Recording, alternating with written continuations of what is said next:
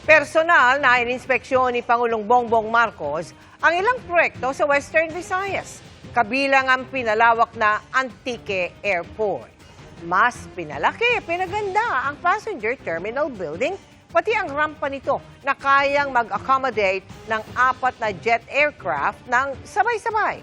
Ininspeksyon din ng Pangulo ang rice processing system sa Barangay 5 sa bayan ng Hamtik. Layunin ng proyekto na palakasin ang post-harvest operations ng mga magsasaka at masigurong sapat ang supply ng bigas, ayon sa Department of Agriculture. Binisita rin ng Pangulo ang Sumag Water Treatment Plant sa Murcia, Negros Occidental.